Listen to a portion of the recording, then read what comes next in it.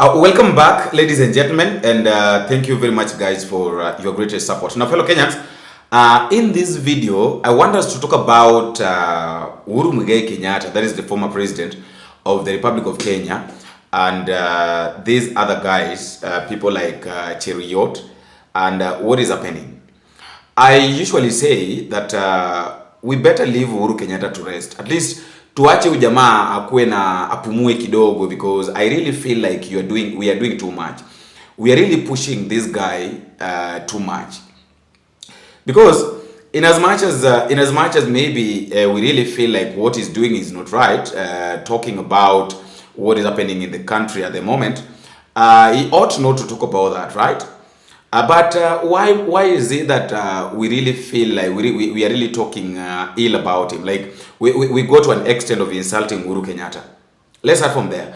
Because I've had several leaders, especially those who are in government, really insulting Uhuru Kenyatta. People who are from Western, people like, for instance, Atwoli did that, did Masbaraza did that. A lot of people like Gladys Wanga, even those that he helped. Right now, have turned and are really insulting him. So basically, that is what I want us to talk about, and also some of the things that Uhuru Kenyatta said, because he decided to break the silence by asking some of the questions. But before we do that, let me humbly request you that if at all you're meeting for the first time, please don't forget to click the subscribe button. You can as well, you can share, drop me your comment in the comment section, tell me what you think and where exactly you are watching this video from. And also to the Bonita Media community and family, I would like to say this. We have a project going on, and this project is basically going to visit these children. So we did this last month, and I really felt like we can do it twice, mara mbili zikifuatana, so that that is mwezi wa 3 na mwezi wa 4, so that mwezi wa 5 tuangalie ni, because I also have I have a lot of them. I have people who really requested me. There's a lot of children's home that really requested at least we can help them. So nilikuwa nataka tumalizane na hii kwanza, ndio tukiingia kwingine at least they will feel like they are sick, because the director requested kama tunaweza nunia rangi tuwapakie kwa pale ambapo watoto wanakaa, it would be good. So I'm just requesting you guys, you can use the number on the screen to send your support. Your 50 bob, your 100 shillings, your 200 shillings is going to be of help. Haijalishi, usiangalie kwamba ni kidogo, no. Hiyo kidogo tukiunganisha you know is going to do something, and God is going to bless all of us. Now, as we embark on our discussion, fellow Kenyans, let me first start by asking this question. We've heard or we've seen, I want us to look at this thing in two ways. We want to look at the positive side and the negative, because we can't just, I don't want us to measure into what these guys are doing. I want us also to look at what Uhuru Kenyatta is doing that maybe is not right, or maybe that is triggering these guys to talk about him. When you try to look at Barack Obama, the president, that is the former president of the United States of America, who came before Biden, and then after Biden, Trump. So basically, since Obama left office, there have been 2 presidents. With Obama, I've not heard him talking about U.S. leadership and all that, presidents and all that. I want us to look at that. We start from there. As a president, or maybe as a former president, I think one of the things that you ought to do as a leader, sometimes because you are done with your part. So for you to avoid all these heartbreaks, for you to avoid all these insults that people are giving you and all that blah blah blah, I think the best thing that you can do, or the best thing that you're supposed to do, or you ought to do, is to just sometimes just ignore what's going on. Just ignore what these guys are doing. Just mind your business.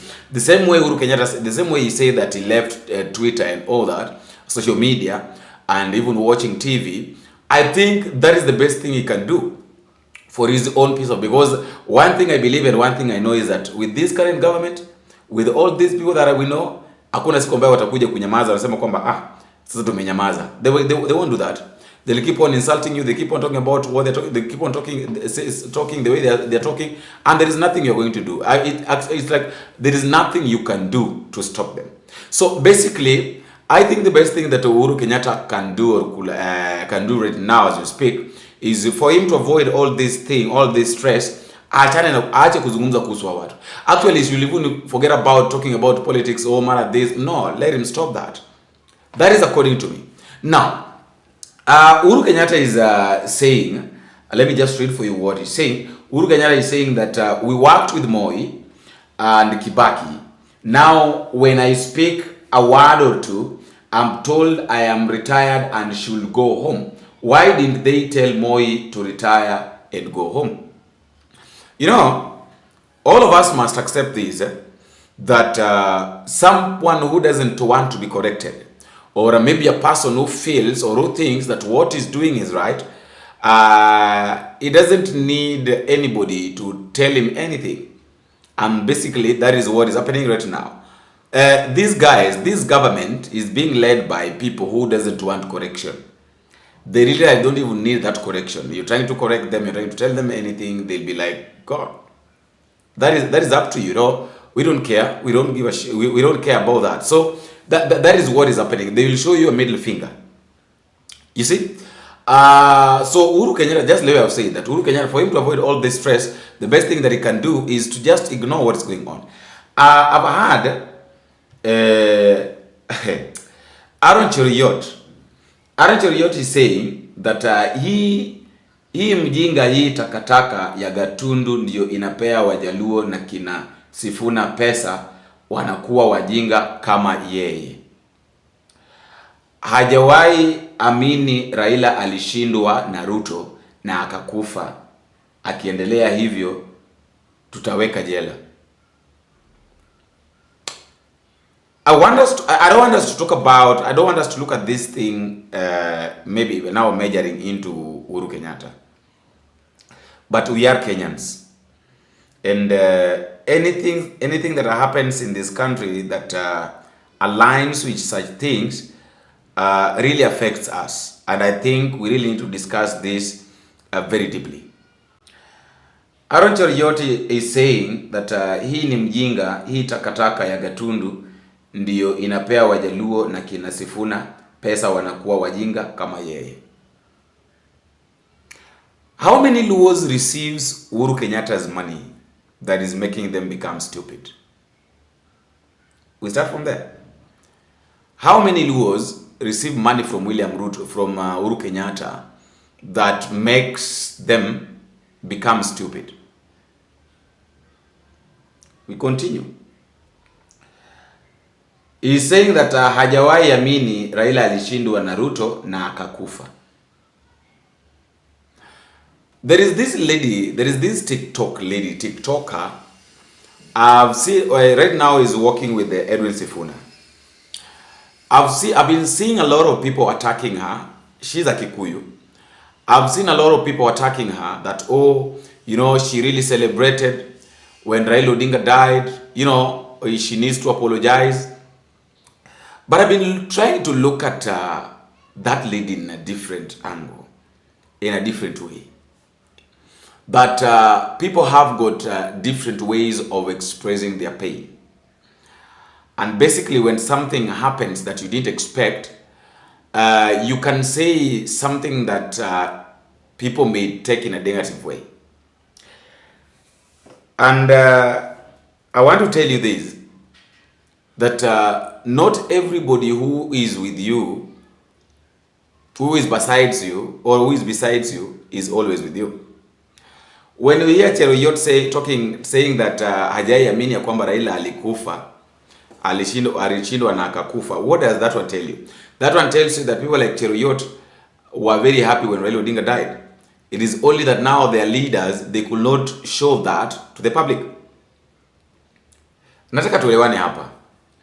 Kiongozi anasimama na anasema kwamba mtu fulani hajai amini ya kwamba mtu fulani alikufa. Mtu fulani hajai amini ya kwamba mtu fulani kitu ilifanyikia mtu fulani na fulani la fulani bla bla bla bla. I don't know sijui kama tunaelewana. Nataka tuelewane vizuri hapa. Ya kwamba kuna baadhi ya vitu ambavyo wakati mwingine hufanyika na sisi wenyewe tunayaona ni kama pengine huyu mtu ni mtu wetu na kwa sababu anashinda na sisi. But I want to tell you that not everybody who spends time with you wants you to succeed. When we hear leaders like Cheruiyot talking like this, wanaita wengine takataka, wajinga, na pia vile vile wanafurahia, wanasema kwamba wengine walikufa. It tells you a lot about their leadership. There is this issue here. There is this thing that was given, truth over trends. Then it's like the true story behind Kenya's GDP numbers. This is it. Let me read. Walianza na Kibaki wakaenda kwa Uhuru, alafu sasa wako kwa William Ruto. Now let me just take you through this.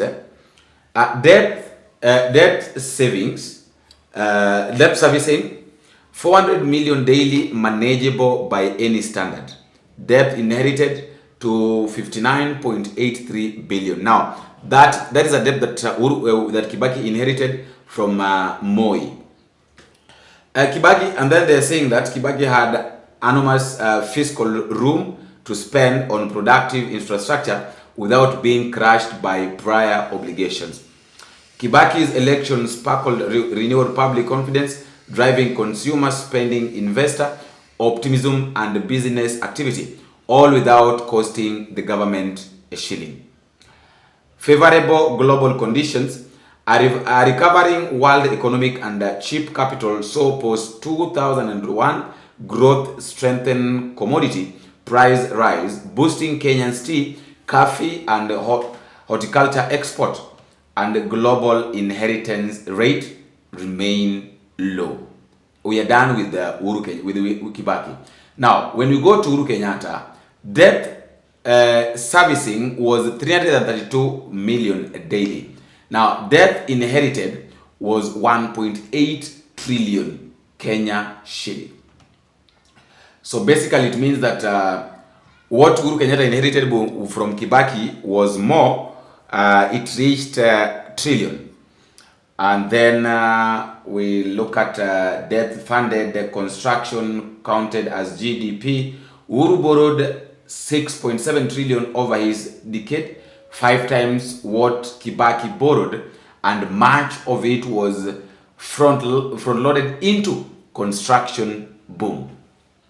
E.g., they say that the SGR has consistently failed to generate revenue despite government support. Meanwhile, Ruto spent about 1.2 trillion annually, servicing debt at 3.6 to 6.9% above labor payment that shrinks fiscal space without boosting GDP. Debt servicing was relatively light, giving his government enormous fiscal room to borrow and spend on infrastructure, which directly boosted GDP numbers. Uhuru's earlier years benefited from relatively free-flowing credit. In interest rate caps introduction 2016 hadn't yet distorted lending markets. Credit was reaching SMEs and formal businesses. Uhuru's first years faced no comparable governance crisis. The 2013 election was considered credible and peaceful. The World Bank noted the smooth election process, boosting 2013 growth projection. Tuingie kwa baba wetu. Debt servicing is 3 billion daily. I want us to know the difference.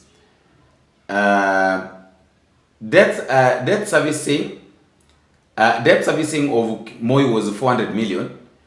Of Uhuru Kenyatta was 302 million.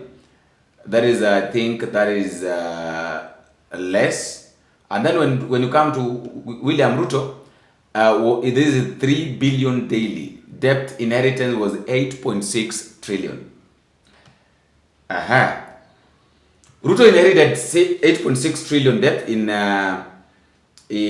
that is 67.8% of GDP.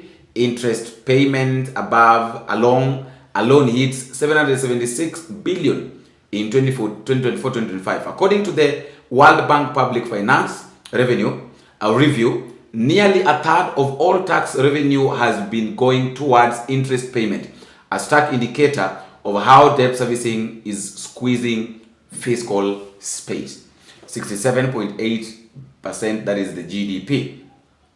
Ruto took office during the worst global inflation cycle since the 1980s. The shilling crashed to $160, cash to dollars in early 2024.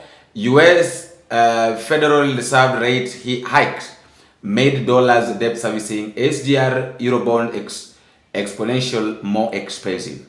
Jay-Z's led 2024 protest. June 2024 protest forced Ruto to drop the finance bill, wiping out 346 billion in expected revenue. Business confidence fell slowly. Q1 or Q2, Q3, GDP with construction and manufacturing hit hardest.